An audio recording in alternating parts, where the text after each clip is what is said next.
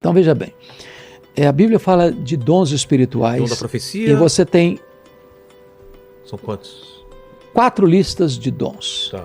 Você tem, aliás, 5 listas de dons. Você tem Romanos 12, você tem 1 Coríntios 12, você tem 1 Coríntios 14. São trechos que falam sobre isso. Que tratam do assunto de dons espirituais. Efésios 4 e 1 de Pedro 4.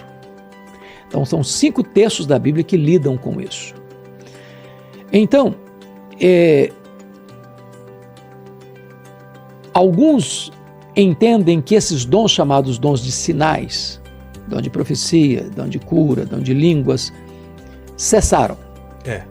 Porque entendem que quando vier o que é perfeito, o que em parte será aniquilado, entendem que o que é perfeito seria o cânon, fechamento do cânon. Terminado, a Bíblia agora está completa, tem uma capa ulterior.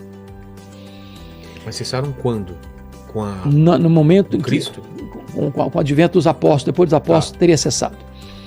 O que eu pessoalmente entendo? Eu entendo que os dons são contemporâneos, mas não entendo, sou cessacionista, não entendo que aquilo que as pessoas chamam do dom é dom. Por exemplo, entendi. Não creio que dom de profecia é eu dizer para você, meu servo, como se eu estivesse trazendo uma revelação nova para você. Entendi. Isso não é dom de profecia. Isso é o quê? Dom de profecia na Bíblia é expor as Escrituras. É quando você abre a Bíblia, explica a Bíblia, prega a Bíblia, entendi. Aplica a Bíblia. Isso é dom de profecia. Isso existe. Isso existe. Tá. Eu não creio, por exemplo, que o dom de apostolado é que hoje tem os apóstolos. Não, eu creio que nós tivemos os apóstolos e que hoje nós temos o dom de apostolado. Diferente. Eu não creio que o dom de línguas, do jeito que se usa hoje, tem amparo nas Escrituras no seguinte aspecto. Primeiro, não creio que a evidência do batismo com falar em línguas, que a evidência do batismo com o Espírito Santo é falar em línguas. Ah, tá, concordo. Segundo, não necessariamente uma pessoa que é batizada no Espírito Santo tem que falar em línguas. Depois, eu não creio que a prática está sendo usada de acordo com o que ensina Paulo. Porque o que Paulo ensina? O que Paulo ensina? Paulo não proíbe falar em línguas. Mas ele diz o seguinte, tem que ser no máximo 2 ou 3, um depois do outro, e que haja intérprete. Ele diz, eu prefiro falar na igreja 5 palavras que todo mundo entenda que falar 10 mil que ninguém entenda.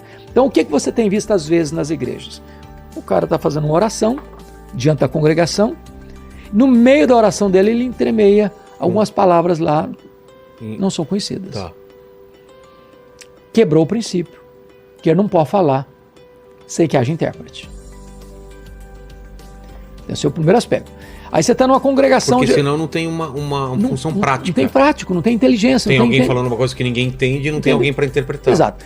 Está uma congregação reunida. Porque a língua, na teoria, é para edificação própria, não para os outros. Eu vou entrar nesse ponto aí. Tá. Entrar nesse ponto aí. Tá a congregação toda e todo mundo começa a falar. Está errado, porque tem que ser com ordem.